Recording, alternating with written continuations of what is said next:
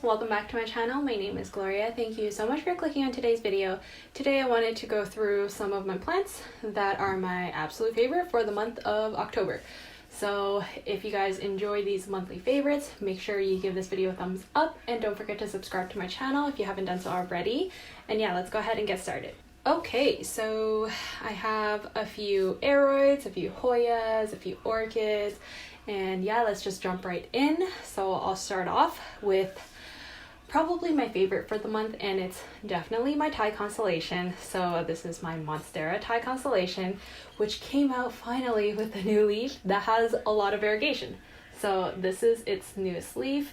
It has this like patch of variegation right here, and honestly it's doing quite well given that it was hit with thrips and has been in isolation for 40 days and has been treated alongside my gloriosum and my clarinervium every 3 days with insecticidal soap, and it's still set it to come out with a new leaf. Although it is a slightly wonky leaf, don't get me wrong, it's kind of missing like a lobe here. It's like uneven, which is kind of weird, but I mean, it's bigger than its previous leaf and it has more variegation, so I'm not really complaining.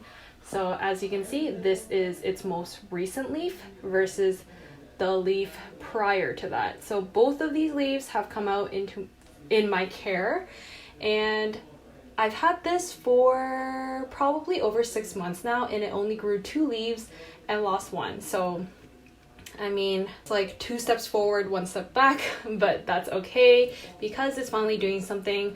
Maybe this moss pole is actually helping it in some way, helping it climb up and grow bigger leaves. I don't know. A new aerial root actually came out through one of the nodes down here, and the aerial root hit the soil and became a soil root, which is kind of cool. That's plant number 1 that I'm super happy with. Next up, I want to go through one of my hoyas. So this one is my Hoya Manipurensis, which has also exploded in growth over the last month or so. Ooh, cat hair.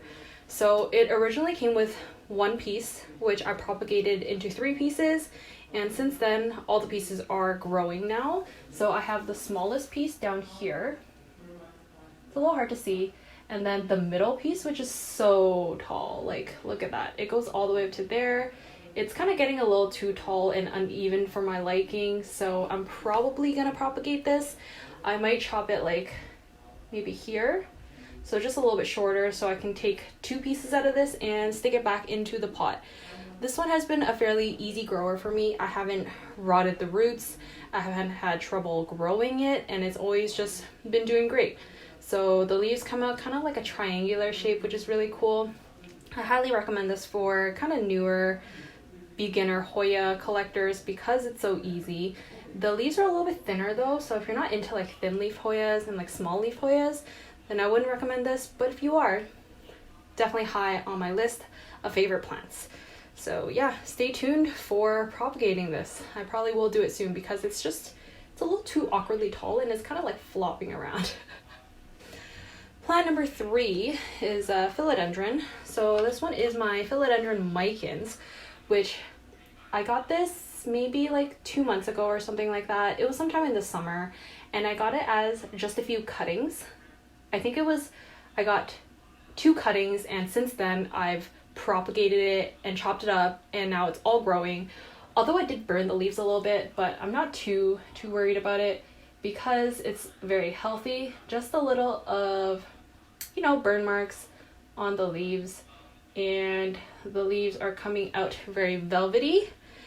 I've since moved it from my south-facing window because I realized it was just getting too much sun there, and it's now back in my north-facing window with some kind of low to medium indirect light, no direct sunlight, and I think it's a lot happier.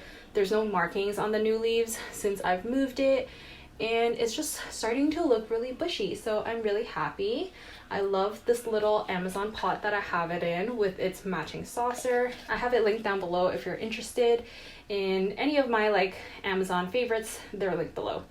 So yeah, this one is definitely one of my favorites. It's an easier velvet leaf philodendron if you're kind of into more vining types, because a lot of the big leaf velvet philodendrons are just like a little trickier. So the MICANS is definitely more affordable, and it's a fast grower, and it doesn't ask for much, so it's easy. Moving on to plant number 4 is another Hoya, and this one is my Hoya Vietnam. So the official name is Hoya HAINANENSIS DANANG Vietnam. So it's just a little bit long, so it's just going to be called a Vietnam for now. And this is the new plant that I bought from Crystal Star Nursery. It was definitely on my wish list for quite some time actually, and I really like this because it gives me like Calistophylla and Finlaysoniae vibes. So the very like prominent veining, but the leaves are a little bit thinner than the other two that I just mentioned. So a thinner leaf, but just as veiny and just as beautiful. Hoya, which I think actually grows a little bit faster than the other two, so that's why I also like it a little bit more. You know how much I love my fast growing Hoyas to actually, you know, do something, make moves, and I'm not like waiting 6 months for it to grow, which is what's happening with my Finlaysoniae, so that's why it's not really mentioned. It just stays in my little IKEA greenhouse. But this one I like a lot more. The new leaves that originally started growing when the plant came into my care has actually gotten bigger, so it's not super tiny leaves anymore. They're like, you know, this size now. So yeah, hopefully it gets even more bigger as I continue to take care of it. Plant number 5 is my jewel orchid. So this one is my SPIDERMAN LUDISIA. So it's a cross between LUDISIA discolor and the Anectochilus roxburghii. So this is the plant. Very, very cute. It has super red veining and kind of like a darker maroon colored leaves. Very beautiful foliage, and it just kind of crawls along the soil like jewel orchids do. Very terrestrial growing type of orchid. So it's very similar to like a houseplant, to Hoyas, philodendrons. That's why I like it. I could just pot it up in some soil. I don't have to worry about any sphagnum moss or fir bark that I have to use with my epiphytic orchids. So this one is very easy, and it gives pretty leaves. It also produces flowers, but I'm not too for the flowers. I'm more just kind of into the leaves, and that's what most people like jewel orchids for, more for their foliage, less for their flowers. So yeah, those are pretty much the 5 plants that I want to go through with you guys for my monthly favorites for the month of October. Comment down below which one is your favorite plant in your collection, and also which one of the ones that I showed you today is your favorite as well.